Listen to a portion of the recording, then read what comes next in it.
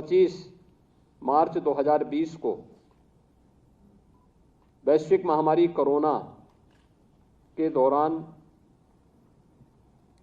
देश की 140 करोड़ आबादी को बचाने के लिए लॉकडाउन प्रारंभ हुआ था। और लॉकडाउन के दौरान हमारे सामने दोहरा संकट था। एक तरफ 25 करोड़ की आबादी को किसी भी प्रकार के इन्फेक्शन से बचाना, और दूसरी ओर प्रदेश के जो कामगार और श्रमिक अन्य राज्यों में कार्य कर रहे थे, उनका अचानक उत्तर प्रदेश की तरफ आना। और इसी दौरान प्रतियोगी परीक्षाओं की तैयारी कर रहे छात्र छात्राओं को, जो प्रदेश के बाहर कोटा में, राजस्थान कोटा में, या प्रदेश के अंदर प्रयागराज में, या दिल्ली के अंदर प्रतियोगी परीक्षाओं की तैयारी कर रहे थे, उन्हें वहां से सुरक्षित निकालने की व्यवस्था। कोई सहयोग करने को तैयार नहीं। और मैं जानता था कि कोटा में जो लोग तैयारी कर रहे हैं, ज्यादातर बच्चे टीनेजर्स हैं, कभी भी कोई घटना हो सकती है, क्योंकि अफवाह इतनी तेजी के साथ फैल रही थी। उन स्थितियों में निर्णय लेना, मैंने अपने स्तर पर संबंधित राज्य सरकारों से भी बातचीत करने का प्रयास किया, परिणाम नहीं निकला।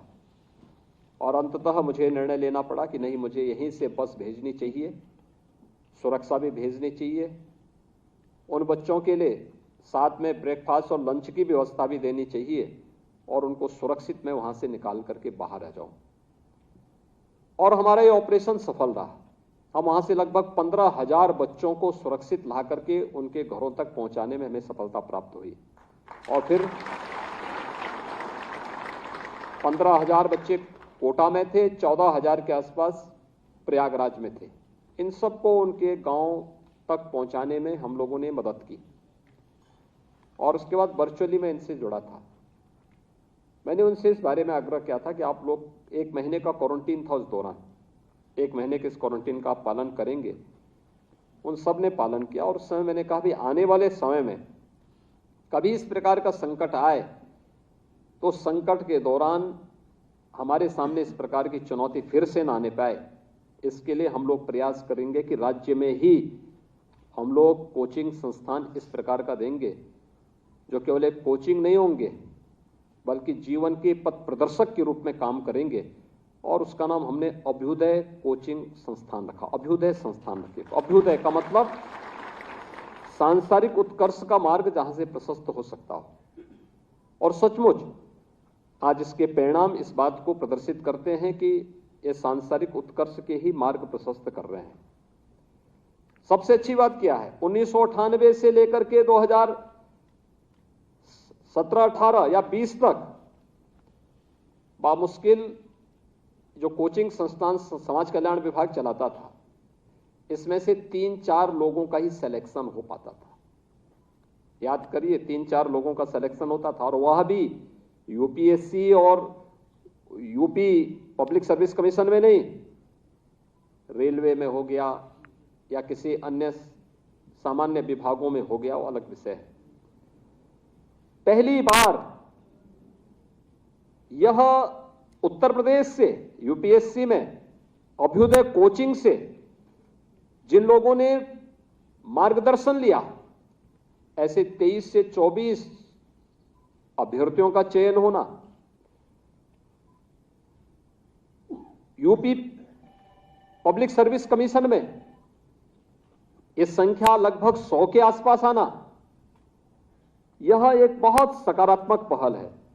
और इस सकारात्मक पहल के लिए आपकी मेहनत को और विभाग के प्रयास को मैं सराहना करता हूं। मैं इसके लिए आप सबका हृदय से अभिनंदन करता हूं। कोई अयोग्य नहीं है, केवल एक योग्य योजक चाहिए। और अभ्युदय कोचिंग संस्थान उस योजक के रूप में काम कर रहे हैं। आपने देखा होगा उसमें कौन लोग वहां पर सहयोग कर रहे हैं। आईएएस हैं, जो 9 चयनित आईएएस, जो लड़के ज्वाइंट मजिस्ट्रेट के रूप में, सीडीओ के रूप में या जिलाधिकारी के रूप में जनपदों में कार्य कर रहे हैं, या नगर आयुक्त के रूप में या विकास प्राधिकरणों के वहाँ पे वीसी के रूप में काम कर रहे हैं, वे लोग वहाँ पर मार्गदर्शन करने के लिए अपने अपने जनपदों में मंडलायुक्त के नेतृत्व में बनी हुई कमेटी के साथ जुड़ करके वे इन कार्यक्रमों के साथ जुड़ते हैं। या जो पीसीएस में या पीपीएस में जिनका सिलेक्शन हुआ, वे लोग इसको कर रहे हैं। आईआईटी जेईई से या नीट में जिन्होंने क्वालिफाई किया, उसके बाद अपनी सर्विस में आ चुके हैं, जनपदों में तैनात हैं, वे लोग वहां पे मार्गदर्शन करते हैं। और अच्छे हम लोगों ने विशेषज्ञ भी अलग अलग जनपदों में विश्वविद्यालयों से, महाविद्यालयों से, अन्य जगहों से लिए। फिजिकली और वर्चुअली दोनों प्रकार की क्लासेस चल रही हैं।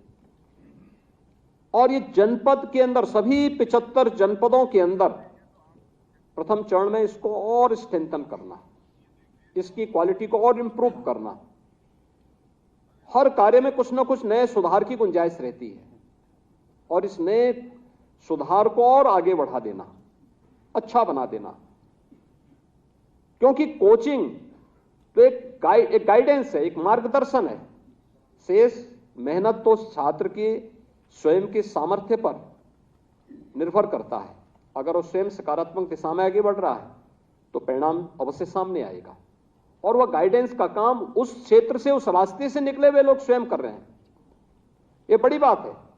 और वे लोग जब उस संस्थान के साथ जुड़ करके, वे अधिकारी या वे सभी विषय विशेषज्ञ इस अभियान के साथ जुड़ करके इसको सफलता की ऊंचाइयों पे पहुंचा रहे हैं, इस बार का यूपीएससी का जो परिणाम है वह उसकी ओर हम सबका ध्यान आकर्षित करता है, बताता है कैसे इन संस्थानों ने अच्छी भूमिका का निर्वहन किया है। और मुझे लगता है कि इस मोमेंटम को हमें बनाए रखना होगा, अच्छी दिशा में आगे बढ़ाना होगा। समाज कल्याण विभाग जो नाम है उसके अनुरूप कार्य करके परिणाम भी दे रहा है। और इसमें अलग अलग प्रकार की पेंशन की स्कीम भी है,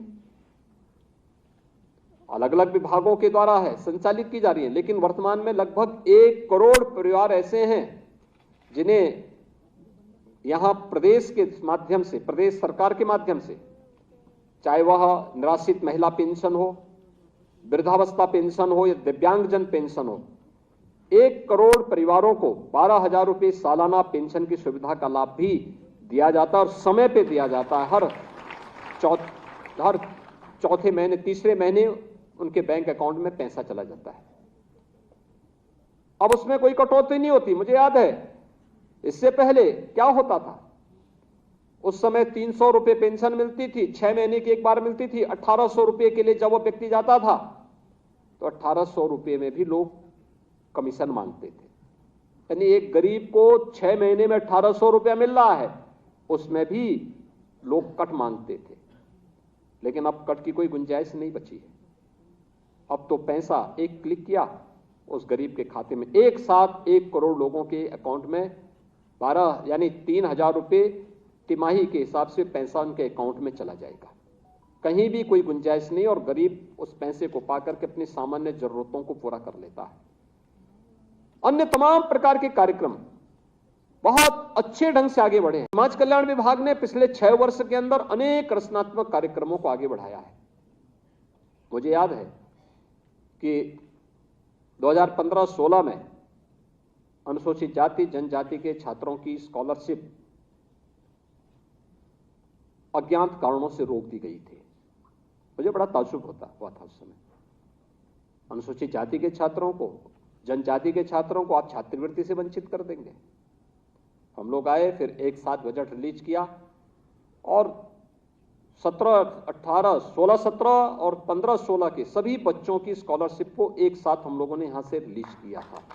आज समय से वर्ष में 2 बार समाज कल्याण विभाग हर छात्र की स्कॉलरशिप को उसके अकाउंट में 2 अक्टूबर को और 26 जनवरी को, गांधी जी की जयंती के दिन और गणतंत्र दिवस के दिन, उनके अकाउंट में उस स्कॉलरशिप को भेजने का कार्य समय से कर देता है। और किसी भी छात्र को परेशानी न हो, इसके लिए अनेक कार्यक्रम इनके माध्यम से संचालित हो रहे हैं।